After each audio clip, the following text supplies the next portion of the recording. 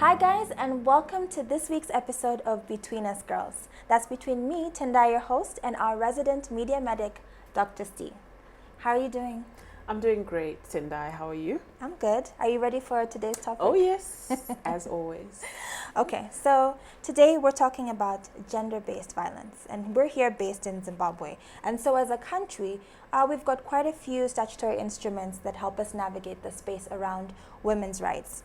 We are a signatory to the Beijing Declaration on the Platform for Action, Equal Rights Remuneration Convention, the Declaration of the AU Summit on the 2015 Year of Women's Empowerment and Development towards Africa's Agenda 2063, as well as being guided by the National Gender Policy since 2003.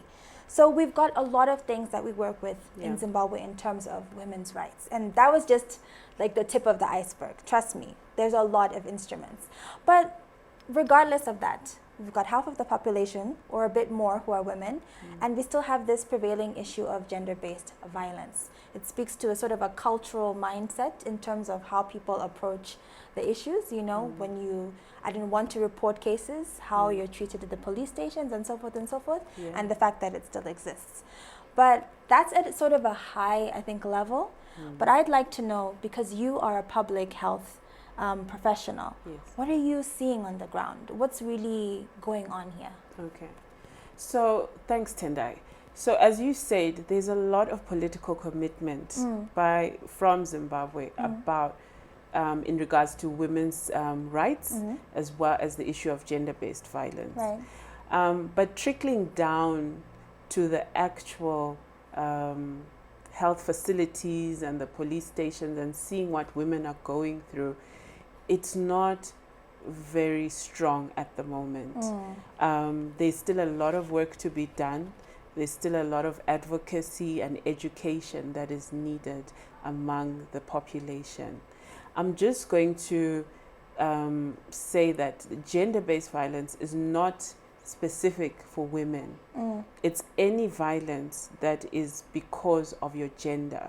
So men can also be victims of gender-based violence. Absolutely. And it's by definition, it's violence that is caused because of your gender, but not just physical violence, sexual violence, emotional, verbal, even depriving someone of a right like food or health care is a form of violence, as long as it's being done towards you because you're a woman, right, or because you're a man. Okay, thank you so much for that definition. Yeah. And then adding a bit of context so people know that it happens, to both sexes, or to both genders. But also in terms of just us as women and the experiences we go through. For me, I find it's quite, for lack of a better word, normalized, right? We all know someone who's been through it or going through it, not necessarily just married, even dating. It affects all kinds of age groups and all kinds of backgrounds as well. Yeah. It's not like it just happens, in one particular place. No. Whether you're in Mabuku or you're in Borodale Brook, it's the kind of thing that happens, and it's so pervasive.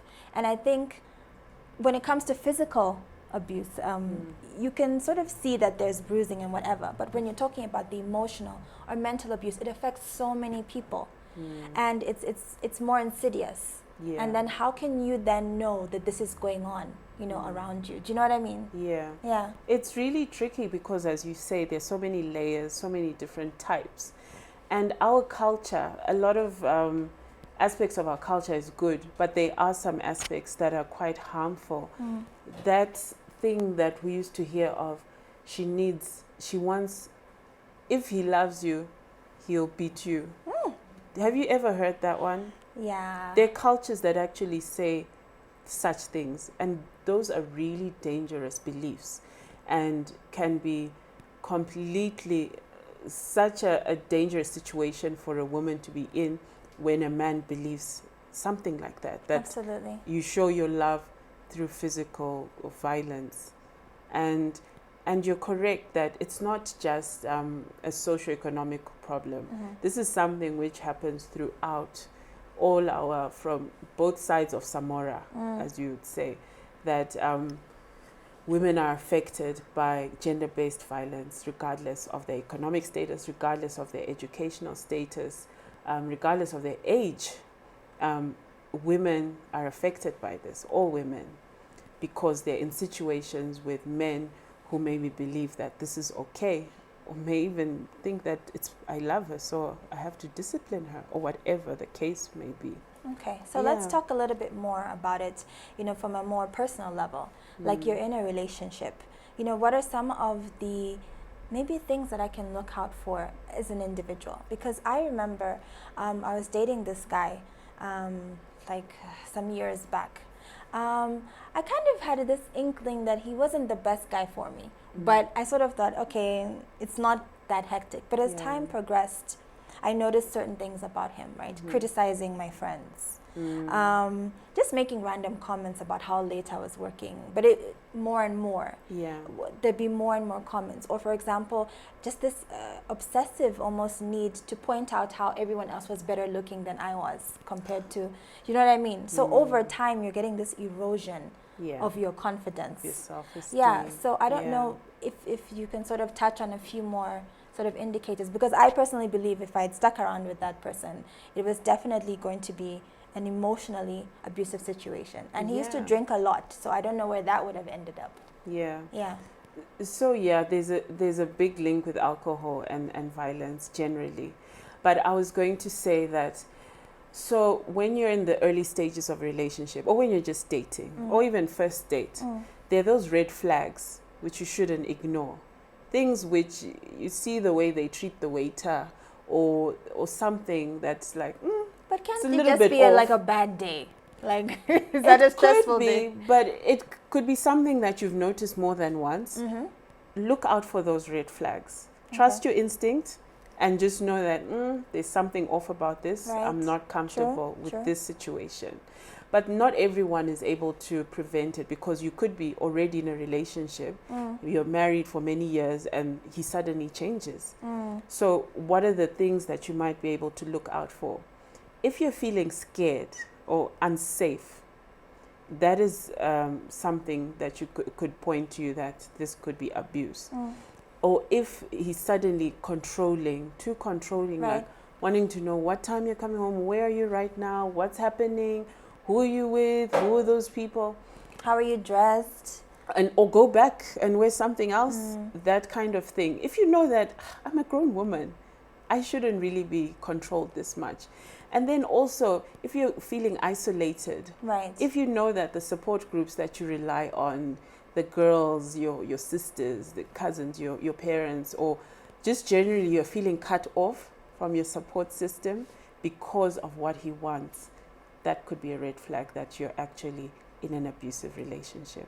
I think that's interesting, because sometimes as well you've got this acceptance of those very behaviors, because looking around you in your environment, that's what you grew up with, that's what you see as the norm. Exactly. So it's increasingly difficult for people who grew up in abusive homes to recognize that this is abuse. If they saw their father treating their mother a certain way, they'll feel that, no, that's how men treat women.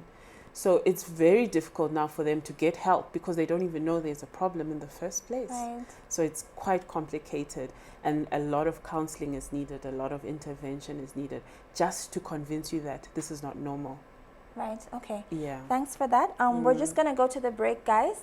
But after we come back, we're going to talk about the effects even of this sort of gender-based violence on the people around you. What does it mean when people want to intervene, and how does it affect them? And how can counseling be gotten to the person who's being abused?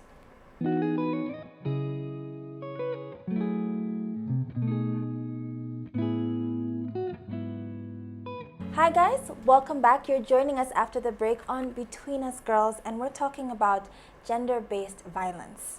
So before we left off, we were talking about how in a mental space, gender-based violence affects more than just the people involved, because it's not black and white, right?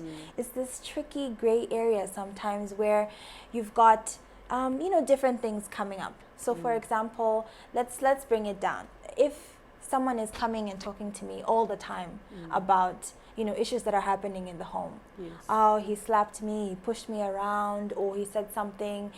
and yet they're not leaving the situation. Yeah.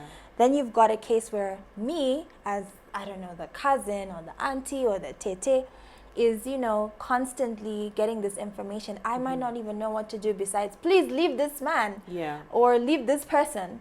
But that's too prescriptive, right? Yes. How do you go about this sort of thing? Yeah, it's quite difficult because a person needs to be able to help themselves. When you're counseling someone, you don't tell them what to do. You just lead them to their own solution. But I'm not a counselor. Exactly, which is why it's very difficult for you to handle it. Usually a professional is needed in such a situation. In my experience, women who've come to the hospitals, like when I was working in the public hospitals, they would come with physical black eyes, bleeding out, and you can see that this woman has been battered, but she is not admitting that this is the husband who did it. She's not at a point, she's in denial that, no, I just fell down, or it's something that she cannot even admit. So where do you even start in terms of referring her for help? Right. You, in a case of sexual violence, like a woman who's been raped, she may not say that this was rape. She'll just say something happened. So it's difficult for then this case to go forward because herself, she has not come to that point of accepting that this happened to me. In those situations, we would still go ahead with the recommended treatments for a woman who's come in with rape. So making sure that she doesn't get pregnant by giving morning after pills, and then making sure that she doesn't get any HIV specifically, which is one of the most serious STIs, by putting them on some post-exposure prophylaxis for a month. And then linking them to the relevant authorities. So reporting it to the police, reporting it to social welfare, and making sure that she has somewhere to go if she wants to leave.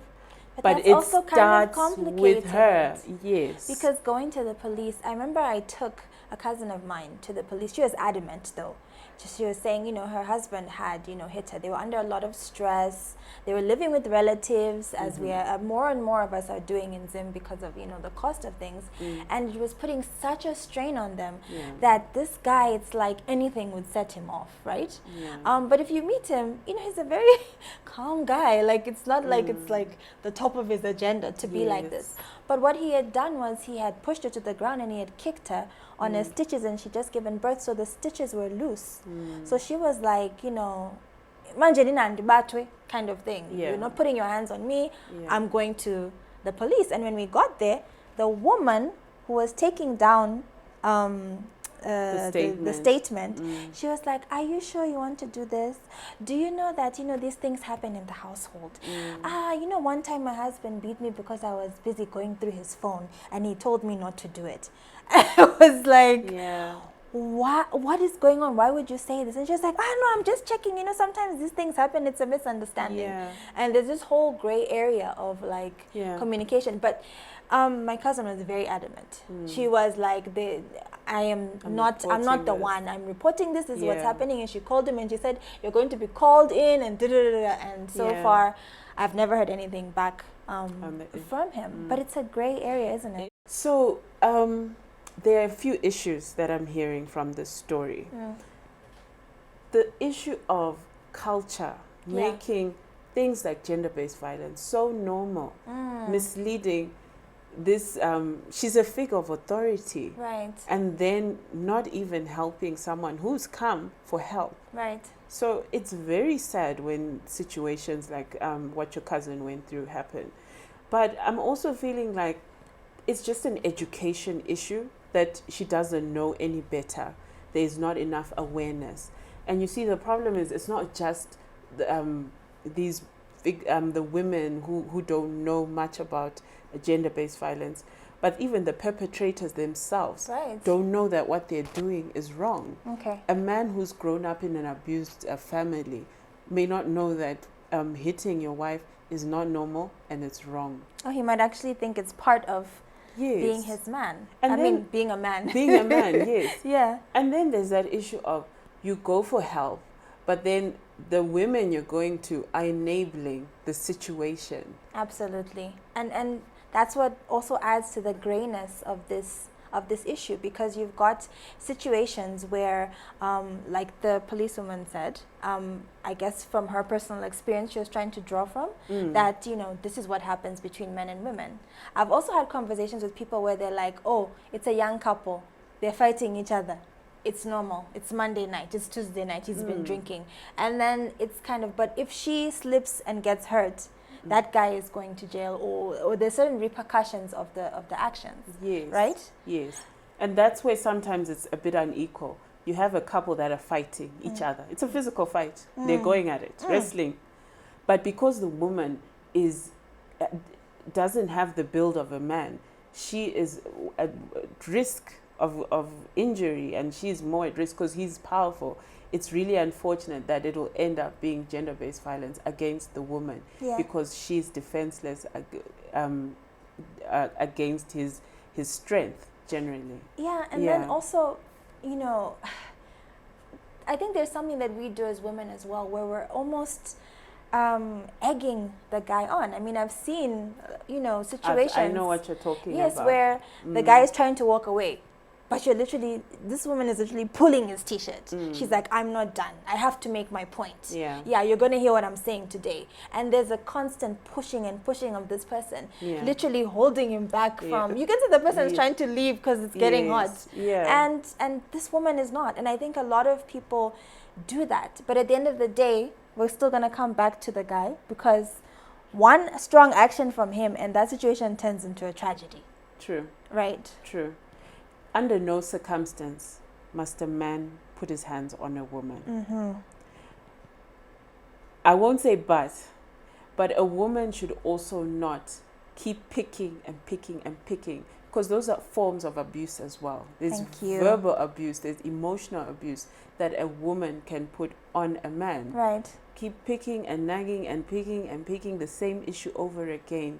It's very unfortunate, because men cannot then report that this is what's happening to me. They'll be laughed out of the police station. Exactly. Right? But it's not right. There's no situation where anyone must be physically violated. And thank you so much for the clarity, once again, on gender-based violence. Because when I was at university in the UK, I remember there was a story that we're talking about, you know, around the table. And it was about this man who was getting abused by his wife, physically. And what she would do was she would use pots and pans and beat on this guy. She'd call her male relatives to come and beat him up, just because he couldn't find a job. He was unemployed. So in her eyes, the value of him in the household had diminished. And then it sort of continued to the children, right? Because they're seeing their mom treating him this way, the uncles, and they're also reinforcing. So the son used to also hit on his dad. And then the daughter as well was disrespectful of the dad. But where could he go, right? So he's not got a job. He's also feeling diminished. And so his mental state as well. I mean, I don't know what happened to him, because it was like a story of a story, but like, it really disturbed me, because I felt like, at least a woman, if you walk into the right place, people immediately go, oh! You know, oh my goodness, you know, we've got lots of funding and lots of awareness that still needs to continue around it against women. But, you know, this man and these men, where do they go? It's rare, but it happens. And we really need to advocate for an equal help for both sexes. But you touched on the issue of the confidence that is lost from a victim of gender-based violence, the self-esteem. For that woman to just admit that this has happened to me, to walk away. You know how people say, why is she still there? Right. Every day being beaten. Okay, let her go back. But you see, when those women come in for counseling, they are at zero self-esteem. Okay. They don't believe that they can make it without their partner. They are absolutely have been reduced to nothing. So you need to understand the mindset of this abuse. It's not just hitting, it's destroying that woman's esteem, her confidence, and feeling like she can make it without him. Yeah. Sometimes it's financially linked, Like maybe they literally cannot survive without him. They feel that there's nowhere to go because of the economy, because of what will I feed my kids, where will they go to school. Right, and that's a very important point, because it's easy for someone from the outside to judge and to say, well, you need to leave, take your 3 kids and leave. Yeah. But how realistic is that for that person? For someone. So that's why when we are coming up with these methods of helping women, it's not just walking away. Then what? How are we providing for this woman's upkeep? How is she going to make it? So empowering the women is not just telling them to leave, being safe sexually or whatever. It's also empowering them to be able to look after themselves. And that is what really the political commitment is about. It's about addressing the issues of the women holistically and not just the actual physical action of being beaten. Absolutely. Thanks, guys, for watching this episode. This is a huge topic and it's got so many facets and moving parts, but we'd love to hear your comments. Please hit us up on social media at Thando Channel, that's capital T and capital C, on Facebook, Twitter, and Instagram. Make sure you tell us your thoughts. Feel free as well to share your experiences if you need to, just to get messages across. And let's keep talking about things that happen between us girls.